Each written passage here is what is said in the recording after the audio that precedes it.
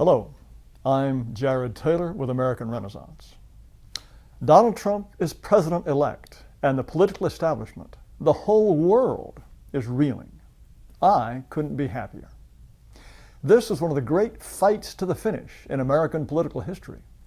No American has ever been the target of such a sustained campaign of hatred. No presidential candidate ever had so many members of his own party openly support his opponent. No presidential candidate ever had only a handful of newspapers endorse him, and most of them reluctantly. No candidate has ever had virtually the entire world's media treating him like a clown and a fool. And yet Donald Trump won because ordinary Americans, overwhelmingly white Americans, proved they are not the obedient zombies our rulers wish we were.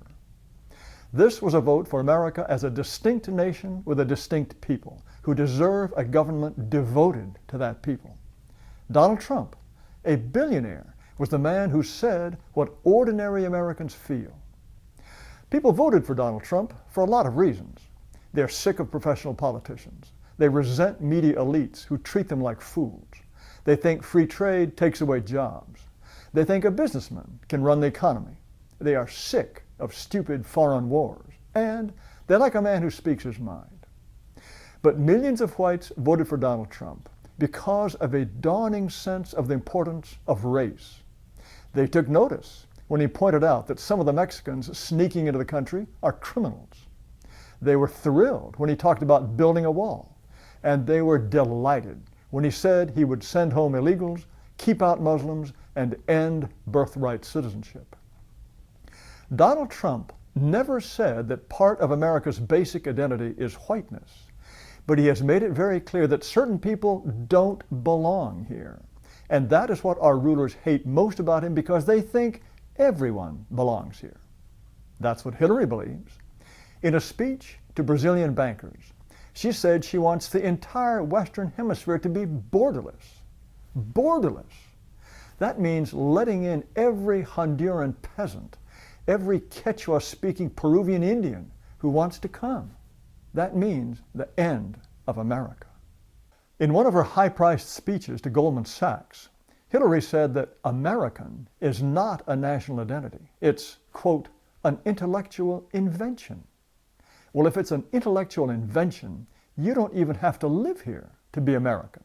You can sit in your shack in Somalia, believe in the invention, and you're an American. And here's what she told Goldman Sachs about people who don't like third world immigration. And I quote, "They just have a backward-looking view of America, and they play on people's fears, not on people's hopes, and they have to be rejected. They have to be rejected because they are fundamentally un-American." Those of us who believe that Americans are a distinct people have to be rejected. Well, Hillary, you got rejected. Actual Americans rejected the idea that America is whoever manages to sneak in. They rejected the idea that America can become Hispanic or Asian or Muslim or Hindu or anything at all and still be American. They rejected the idea that the founding stock of this country can be switched out and replaced with anyone from anywhere. Of course, our rulers love to tell us that Trump supporters are all hicks and boobs. It's true that he won 67% of whites who don't have a college education. But they haven't been brainwashed by lefty college professors, and this is even more important, they are the people who actually have to live with the diversity that Hillary claims to love. What's more, Mr. Trump actually won more college-educated white voters than Hillary did, 49 to 45, with the rest voting for minor candidates. The fact is, this is the first presidential election in which white people began to vote like everyone else. In other words, in their own interests. Our rulers take it for granted that blacks and Hispanics and Asians and everyone else have interests that they can push for as hard as they can. After decades of encouraging non-whites to do that, our rulers are shocked to discover that white people have discovered they have interests too. That is Donald Trump's great achievement, to have been the standard bearer, even if unconsciously, of white interests. The sleeping giant has been stirring for some time, and Mr. Trump gave it a voice and a reason to act. And what white people have done is to elect a man who has been called literally every name in the book.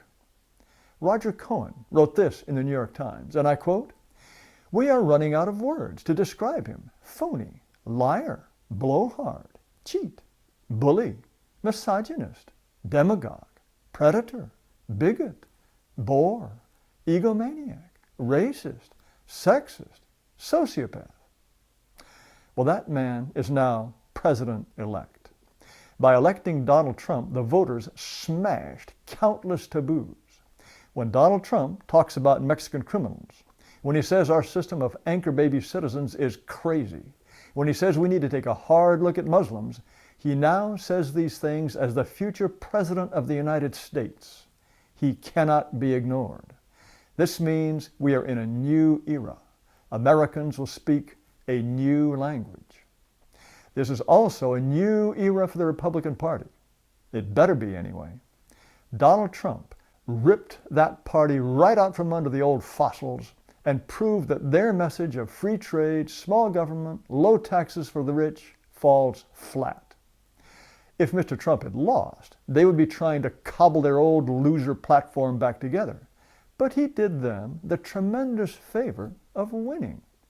He showed them how to win. He proved that voters care about the nation and its people. Republicans had better learn. He did a huge favor to the so-called conservative intellectuals, too. If they are going to be relevant, they are going to have to build an intellectual framework for what voters care about, and that framework must include a recognition of the importance and significance of race. Here's an idea Republicans and conservatives could start with. Whites are a minority in 370 counties in the United States. What percentage of these counties did Hillary win? 84%. Donald Trump won just 16%. Chew on that idea for a while. And finally, I have a word about the people who said that they would leave the country if Mr. Trump won. That includes Barbara Streisand, Jon Stewart, Cher, Miley Cyrus, Whoopi Goldberg, Lena Dunham, Spike Lee, Al Sharpton, and plenty of others. Well, fellas, it's time to clear out. Supreme Court Justice Ruth Bader Ginsburg said she would move to New Zealand if Donald Trump became president. Ruth, baby, hasta la vista. Thank you for watching.